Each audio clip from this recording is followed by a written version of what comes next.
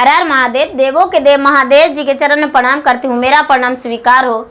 माता गौरव पार्वती के चरण में प्रणाम करती हूँ, मेरा प्रणाम स्वीकार हो। गणपति ललनवा के चरण में प्रणाम करती हूँ, मेरा प्रणाम स्वीकार हो। सब गुरु भाई बहनों के चरण में प्रणाम करती हूँ, मेरा प्रणाम स्वीकार हो। माता और पिताजी के चरण में प्रणाम करती हूँ, मेरा प्रणाम स्वीकार हो। सब देवी देवताओं के चरण में प्रणाम करती हूँ, मेरा प्रणाम स्वीकार हो। गुरु भाई बहन, मैं एक कथा सुनाने जा रही हूँ, इस कथा को पूरा सुनिए और रहस्य जानिए। आधी नहीं, आधी सुनने में शिव गुरु का अपमान होती है और पूरा सुनने में ज्ञान, इसलिए कथा को पूरा सुनिए और रहस्य जानिए। हर हर महादेव, घर घर महादेव। गुरु भाई बहन, एक ब्राह्मण थे और उनकी पत्नी थी। तो ब्राह्मण गांव-गांव में पूजा कराने जाते थे, घर घर में पूजा कराने जाते थे। और ब्राह्मण का वही रोजी रोटी था, वही गृहस्थी था। वो ब्राह्मण का और कोई काम नहीं था, पूजा पाठ कराना वही उनका धर्म था। तो गुरु भाई बहन, वो जो ब्राह्मण थे, ब्राह्मण का जो भी दान में मिलता था, पूजा पाठ कराने में मिलता था, वही घर में लाते थे। उनका भोजन उसी से चलता था, उनका चूल्हा वही से जलता था। तो किसी के यहाँ कोई ऐसा व्यक्ति थे जिनका घर में दान पुण्य करने के लिए एक गाय थी। वो गाय ब्राह्मण को दान दे दिए।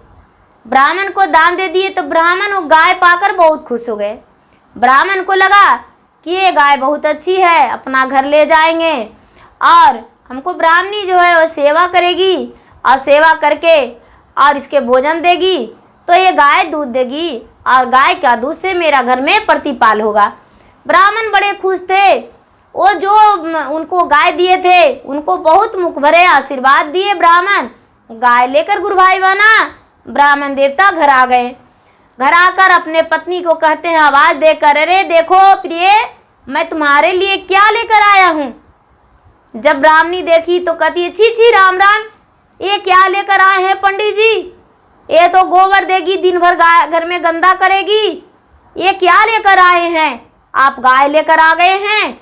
छी छी राम राम, ये तो पूरा सगरो गंदगी फैला कर रखेगी। ये ब्राह्मण देवता कहने लगे, नहीं नहीं नहीं, ऐसा बात नहीं है पंडिताइन जी, गाय तो अच्छी होती है, गाय तो शुद्ध जीवन है और ये तो बहुत अच्छी है। गाय तो दूध देती है, गाय तो जीवन प्रतिपाल करती है। नहीं नहीं नहीं, ऐसा मत बोलिए। ब्राह्मणी बोली, तो ठीक है, दरवाजे पे बांध दीजिए। इसको भोजन हम नहीं देंगे, इससे पानी हम नहीं पिलाएंगे और इसके पास हम बढ़ाएंगे नहीं, इसका गोबर को हम नहीं हटाएंगे। सारी शर्तें ब्राह्मण देवता का मंजूर हो गया। ब्राह्मणी को कहने के अनुसार ब्राह्मण देवता सारी शर्तें मंजूर कर लिए। गुरु भाई बहना, ब्राह्मण का 3 पुत्र थे। ब्राह्मणी और ब्राह्मण के पुत्र कोई भी गाय को सेवा नहीं करते थे। ब्राह्मण पूजा पाठ कराने जाते थे तो गाय को भोजन देकर जाते थे और जब आते थे तो गाय को भोजन दिया करते थे, लेकिन गाय के पास से गोबर नहीं हटता था। गुरु भाई बहना, गोबर में धीरे धीरे कीड़े मकोड़े हो गए। गाय के शरीर में कीड़ा मकोड़ा लग गया, लेकिन इससे ब्राह्मणी का कोई फर्क नहीं। बाहर निकलती ब्राह्मणी तो नाक मूंद लेती और गाय का जो गोबर बदबू आता था उससे उसका कोई फर्क नहीं था। बात दो सुना देती थी ब्राह्मण को, लेकिन उसे हटाती नहीं, झाड़ू नहीं लगाती और गाय का कोई सेवा नहीं करती थी। गाय बेचारी बड़ी दुखी रहती थी, लेकिन दूध दे दिया करती थी। उसको यही आसरा था गुरु भाई बहन कि ये ब्राह्मण का 3 पुत्र है, इसका पुत्र का विवाह होगा और उसकी पत्नी आएगी तो उसे अच्छा नहीं लगेगा, तो वो सेवा करेगी और मुझे भोजन देगी और जब भोजन देगी तो हम उसे खाकर बड़े खुश रहेंगे। लेकिन गुरु भाई बहना, जब बड़ा पुत्र का विवाह हुआ तो बड़ी बहू घर आ गई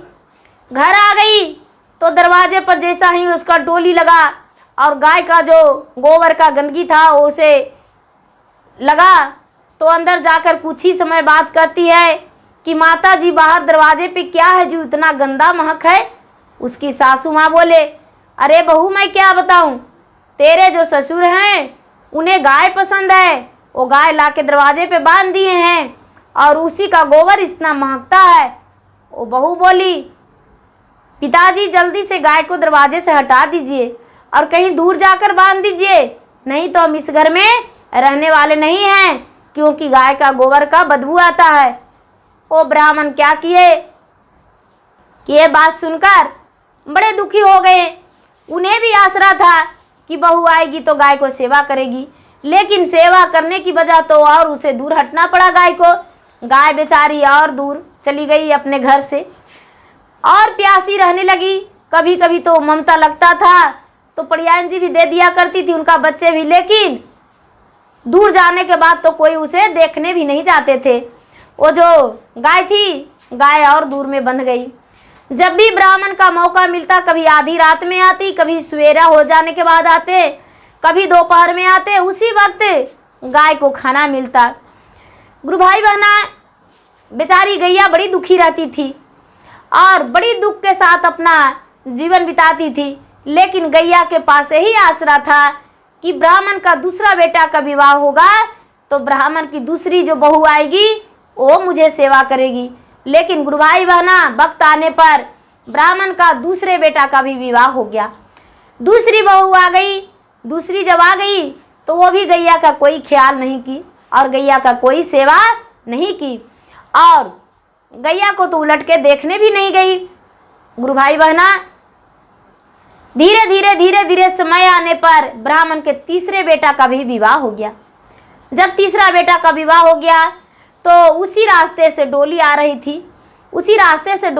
थी और ये जो बेचारी तीसरी बहू थी, छोटे बेटा का पत्नी ब्राह्मण के, वो अपना डोली से निहारते आ रही थी कि मेरा मायका से ससुराल कितना दूर पड़ता है।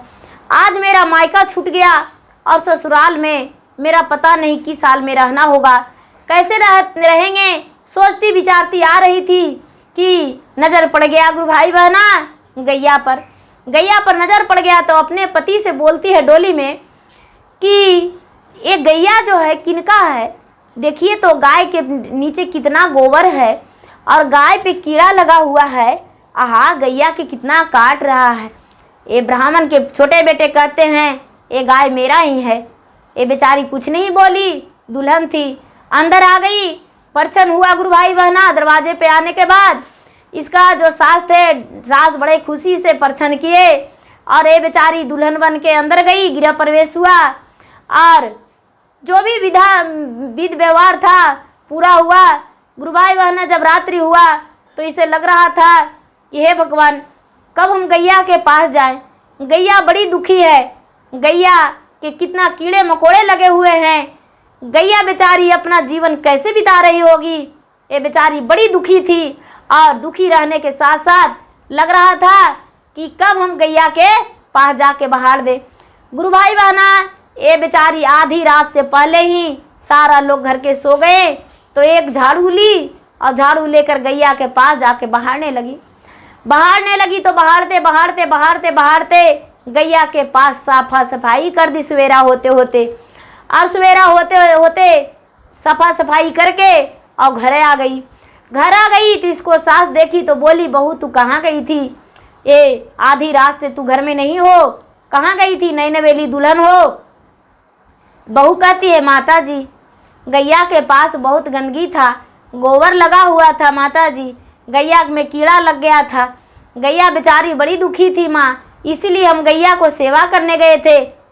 सास कहती, अरे कैसी बहू आ गई है निर्घिन, अरे राम ऐसा बहू को मुझे घर में नहीं रखना, ये तो गाय के गंदगी साफ करती है और इसे घर में रखेंगे, नहीं।